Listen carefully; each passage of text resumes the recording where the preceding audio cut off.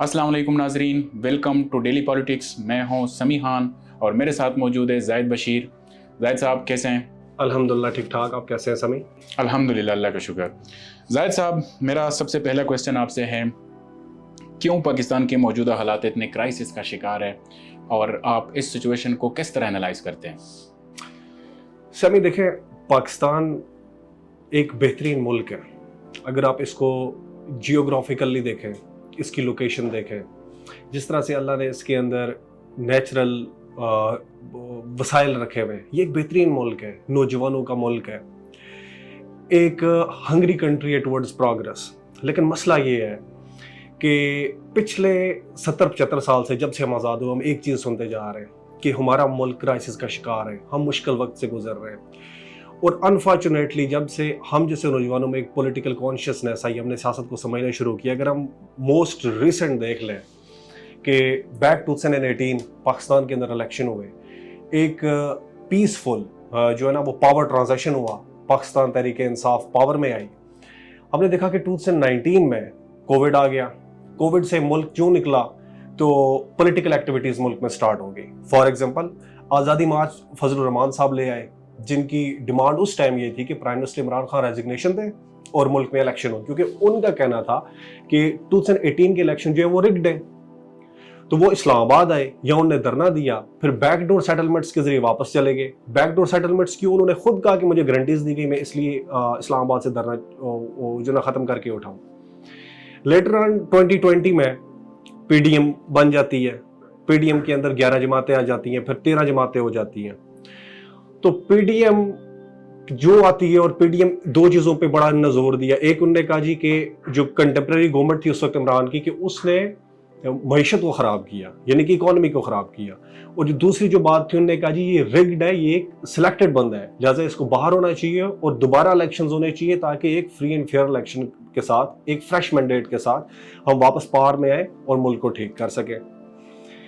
तो जब पीडीएम आ गई और no confidence motion Imran Khan के लिए आने को तैयार थी, तो खान साहब ने उस पर बहुत ज़्यादा एलिगेशंस आने, पॉलिटिकल एलिगेशंस आना स्टार्ट हो गए। फॉर एग्जांपल, खान साहब ने कहा जी ये फॉरेन कॉन्स्पिरेसी है, मेरे खिलाफ बाहर से हाथ मिले हुए। फिर हमने देखा यहाँ पे हॉर्स ट्रेडिंग हुई, लोगों ने ज़मीर बेचे। मैं इसलिए उसका, इन सब चीज़ों का जिक्र कर रहा हूँ कि इस मुल्क में 3 बड़े क्राइसिस आ गए जो इस मुल्क को लेकर बैठ के। पहला क्या था? पॉलिटिकल क्राइसिस, जब ये सारी पार्टीज इकट्ठी हो गई एक इंसान को बाहर निकालने के लिए। फिर वो पॉलिटिकल क्राइसिस किधर चला गया? वो पॉलिटिकल क्राइसिस बन गया इकोनॉमिक क्राइसिस, कि उस पॉलिटिकल इंस्टेबिलिटी की वजह से इकोनॉमिक इंस्टेबिलिटी आ गई। इस मुल्क में डॉलर बहुत ज़्यादा ऊपर चला गया, पेट्रोल की कीमत गिर गई, मईशत बैठ गई। जो आपका फॉरेन इन्वेस्टर था उसका ट्रस्ट खत्म हो गया, फॉरेन डायरेक्ट इन्वेस्टमेंट पाकिस्तान में जीरो है। और ये मुल्क कैसे तरक्की कर सकता है जिसमें फॉरेन डायरेक्ट इन्वेस्टमेंट ही ना हो? आपको जो बाहर बैठा हुआ पाकिस्तानी, वो रिमिटेंसेस नहीं भेज रहे, उन्हें एतबार ही नहीं है इस मुल्क पे इन्वेस्टमेंट करने पे, यहाँ का लोकल इन्वेस्टर नहीं इन्वेस्ट करता। तो इकोनॉमिक क्राइसिस आ गया, इकोनॉमी डाउन हो गई। और जो तीसरा बड़ा क्राइसिस आया उसके बाद, वो तो कॉन्स्टिट्यूशनल क्राइसिस आ गया। जाहिद साहब, जिस तरह आपने कहा कि कॉन्स्टिट्यूशन क्राइसिस, तो कॉन्स्टिट्यूशनल क्राइसिस को आप किस तरह देखते हैं? समी देखें, ये जो आपका क्वेश्चन है कि कॉन्स्टिट्यूशनल क्राइसिस ये कैसे बना, या कॉन्स्टिट्यूशनल क्राइसिस क्या है, हमें समझना होगा कि कॉन्स्टिट्यूशन ऑफ पाकिस्तान ने हर अदारे की कुछ बाउंड्रीज तय की हैं, हर अदारे की कुछ रिस्पॉन्सिबिलिटीज़ हैं, और यही कॉन्स्टिट्यूशन इन अदारों को अथॉरिटी भी दे रहा है।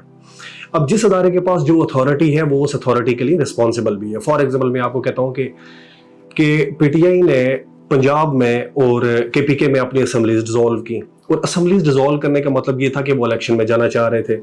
और एज पर कॉन्स्टिट्यूशन ये क्लियर लिखा था कि विद इन 90 डेज इलेक्शंस होना जरूरी है, लाजमी है। ये अगर आप नहीं कराएंगे तो ये जुर्म हो जाएगा बहुत बड़ा, और ये जुर्म होने जा रही है अगर ये इलेक्शंस नहीं होते। लेकिन वहां पे जवाब क्या आया? इलेक्शन कमीशन ऑफ पाकिस्तान ने डेट देने से मना कर दिया। इलेक्शन कमीशन ऑफ पाकिस्तान ने कहा कि हमारे पास एडमिनिस्ट्रेटिव स्किल्स नहीं है, एडमिनिस्ट्रेटिवली हम एम्पावर्ड नहीं इलेक्शंस करवाने के लिए। इसी तरह जो है ना, गवर्नमेंट ने आंसर किया जी कि हम फंड्स नहीं दे सकते, तो वो भी एक इशू बन गया। और इसी तरह हमारी जो सिक्योरिटी के अदारे हैं, उन्होंने सिक्योरिटी देने से मना कर दिया इलेक्शंस के लिए। तो इस तरह एक कॉन्स्टिट्यूशनल क्राइसिस डेवलप हुआ, जिसमें सिंपल ये कहा गया कि जो कॉन्स्टिट्यूशन कह रहा है कि इलेक्शन विद इन 90 डेज होने चाहिए वो नहीं हो सकते, तो उसको डेलिबरेटली या किसी भी रीजन से डिले करने के लिए डिफरेंट टैक्टिक्स इस्तेमाल की गई। और अगर ये कॉन्स्टिट्यूशन की इस गिवन लिमिट्स पे यहाँ अमल नहीं होता तो आने वाले वक्त में हर पाकिस्तानी ये सवाल करेगा कि स्टेट ऑफ पाकिस्तान जो कॉन्स्टिट्यूशन है उसकी वैल्यू क्या है, वो क्यों नहीं इम्प्लीमेंट होता in its true and it's pure nature and spirit. तो ये होना बहुत ज़रूरी है। आई होप सो कि आने वाले वक्त में कोई हल निकले, ये हमारी पॉलिटिकल पार्टीज किसी सोल्यूशन की तरफ आए और मुल्क अच्छी सेटलमेंट की तरफ जाए। जाहिद साहब, तीसरा क्वेश्चन मेरा आपसे ये है कि क्या ये जो सियासी जंग है इसमें इदारों का क्या नुकसान हो सकता है? सैमी, ये जो आपका क्वेश्चन है कि ये जो पॉलिटिकल मैनूवरिंग है इन पॉलिटिकल पार्टीज की, या ये जो पॉलिटिकल क्लैश है, इसमें कॉन्स्टिट्यूशनल डिके कैसे हो रहा है, इसमें अदारे कैसे तबाह हो रहे हैं। सबसे ज़रूरी समझने वाली बात यह है कि आप जब अपनी पॉलिटिकल मैनूवरिंग के लिए अदारों को इस्तेमाल करते हैं या अदारों के कुछ लोगों को इस्तेमाल करते हैं पर्सनल बेनिफिट्स के लिए, तो वो अदारा तबाह हो जाता है। और कोई भी मुल्क क्या होता है, कोई भी मुल्क वो एंटिटी होती है जिसको कुछ इंस्टीट्यूशंस रन कर रहे होते हैं। अगर वो इंस्टीट्यूशंस ही परफॉर्म करना बंद कर दें या सही परफॉर्म ना करें तो वो मुल्क तबाह हो जाता है। तो इस वक्त जो मुझे नज़र आ रहा है, जिस तरह इलेक्शन कमीशन ऑफ पाकिस्तान पे सारी पॉलिटिकल पार्टीज कह रही हैं जी इलेक्शन कमीशन 2018 की इलेक्शन में रैगिंग की इसने, और जो अभी इलेक्शंस हो रहे हैं उस पर पीटीआई एतराज़ कर रही है कि जी जो इलेक्शन कमिश्नर है ये बी टीम है। अगर वो बी टीम है या नहीं है, लेकिन एलिगेशंस तो हैं, इसका मतलब है कि पब्लिक का ट्रस्ट नहीं है इलेक्शन कमीशन ऑफ पाकिस्तान पे। अगर पब्लिक का ट्रस्ट नहीं है उस अदारे पे तो वो अदारा अपनी साख्त खो चुका है। तो इसी तरह अगर आप पार्लियामेंट को ले लें, पार्लियामेंट पब्लिक के अंदर ये सेंटिमेंट्स क्यों नहीं है पार्लियामेंट के लिए जी कि पार्लियामेंट वो अदारा है जो हमारे राइट्स के लिए, हमारी चीज़ों के लिए फाइट करता है, लेजिस्लेशन करता है। जनरल पब्लिक ओपिनियन ये है कि जो पार्लियामेंटेरियन लेजिस्लेटर बैठे हैं वो सिर्फ अपने मफाद के लिए काम कर रहे हैं। तो इसलिए हमें इस तरह डिलीवर करना पड़ेगा, हमें इस तरह बात करनी पड़ेगी, इन लोगों को इस तरह की एग्जांपल्स कायम करनी पड़ेंगी कि पब्लिक निकले, अदारों की एक डिग्निटी हो, लोग उसकी इज्जत करें। ये इन लोगों का खुद है। इस सियासी जंग में इस वक्त चाहे अदलिया हो, चाहे फौज हो, चाहे इलेक्शन कमीशन हो, ये चाहे पार्लियामेंट खुद हो, ये सारे अपने साख्त खो चुके हैं। इस टाइम जो मुल्क में पकड़ दकड़ जा रही है, फ्रीडम ऑफ एक्सप्रेशन का कोई पता नहीं है, लोगों को घरों से उठाया जा रहा है, एक सेनेटर को बंद किया गया, काफ़ी सारे लोग उठाए गए। तो लोग क्वेश्चंस कर रहे हैं रूल ऑफ लॉ पे, लोग क्वेश्चंस कर रहे हैं कि कहाँ है रूल ऑफ लॉ, लोग क्वेश्चंस कर रहे हैं कि जुडिशरी कहाँ है, लोग क्वेश्चंस कर रहे हैं कि हमें वो कानून प्रोटेक्ट क्यों नहीं कर रहा। तो यकीन करें कि किसी भी मुल्क में जब तक रूल ऑफ लॉ ना हो तब तक नहीं चल सकते। और जिस दिन पॉलिटिकल इंटरफेरेंस अदारों में बढ़ जाती है उस दिन अदारे तबाह हो जाते हैं, क्योंकि जो करप्ट पॉलिटिशियंस होते हैं वो चाहे किसी भी पार्टी से हो, वो फिर अपने बेनिफिट्स के लिए अदारों में अपने सियासी लोग भर्ती करते हैं। और वो सियासी लोग कभी मेरिट पे फैसला नहीं करते, वो जिन्होंने उन्हें अपॉइंट किया होता है वो उनके इंटरेस्ट को सर्व करते हैं। जब वो उनके इंटरेस्ट को सर्व करते हैं तो वो तबाह कर देते हैं अदारे को। तो इसलिए मैं कहूँगा कि इस टाइम ना सिर्फ अदारे बल्कि पूरी रियासत इसका दाव पे लगी हुई है कि अगर मेरिटोक्रेसी बहाल ना हुई, अगर मुल्क को सही ना किया गया तो ये तबाह हो जाएंगे सारे इदारे। लेकिन मुझे उम्मीद है और मैं इस चीज़ पे मेरा यकीन है कि इंशाल्लाह आने वाले वक्त में एक ऐसा कोई ना कोई कंसेंसस बिल्डिंग हो जाएगी जिस पे ये अदारे इनकी अपनी जो साख्त है, जो डिग्निटी है, उसको बहाल करेंगे, इन पे पब्लिक ट्रस्ट होगा और इंशाल्लाह ये एक अच्छा और मिसाली पाकिस्तान बनेगा। जाहिद साहब, लास्ट क्वेश्चन मेरा आपसे ये है कि क्या हल है इन मसाइल का end? Is rule of law is the only solution? Sami भाई, जो आपका लास्ट क्वेश्चन है रूल ऑफ लॉ को लेके, यकीन करें समी भाई आपने ना निचोड़ निकाल लिया पूरी सिचुएशन का। रूल ऑफ लॉ का मतलब क्या है? रूल ऑफ लॉ का मतलब है कि हम एक हमारे पास एक आईन है, एक सोशल कॉन्ट्रैक्ट है, हम बॉन्ड है उसके अकॉर्डिंगली चलने के। अगर हम अपने कानून का एहतराम खुद ही नहीं करेंगे, जो हमने खुद बनाया है, जो हमारा सोशल कॉन्ट्रैक्ट है, फिर हम में और जानवरों में फर्क क्या रह जाएगा? इस मुल्क में जो भी कानून तोड़ता है, जो भी खुद को कानून से ऊपर समझता है, यकीन करें वो इस मुल्क के कानून के लिए खतरा है। और ये मुल्क तब तक तरक्की नहीं, अब रूल ऑफ लॉ क्यों हम कहते हैं रूल ऑफ लॉ के बगैर मुल्क नहीं तरक्की कर सकता? फॉर एग्जांपल, इस मुल्क में वाइड स्प्रेड करप्शन है, इस मुल्क से मनी लॉन्ड्रिंग होती है, इस मुल्क से ड्रग ट्रैफिकिंग होती है, हर तरह की चीजें तो मौजूद है यहाँ पे। अब मसला ये है कि जब हम सजाएं नहीं देंगे, जब हम जुर्माने नहीं करेंगे, तो लोगों को डर ही नहीं होगा कानून का। कानून का डर तो तब होता है जब कानून की इंप्लीमेंटेशन होती है। جب قانون کسی پہ لگتا ہے تو وہ ڈرتا ہے کہ میں یہ جرم کروں گا تو اس قانون کے تحت مجھے سزا ہوگی. جب ہم قانون کو اپنے فائدے کے لیے ایکسپلائٹ کر لیں گے, اسے موڑ لیں گے, اسے جوڑ توڑ کر کے نکل جائیں گے, تو پھر کس طرح لوگوں کا ٹرسٹ بحال ہوگا قانون پہ؟ تو کیسے رول آف لا ہوگا؟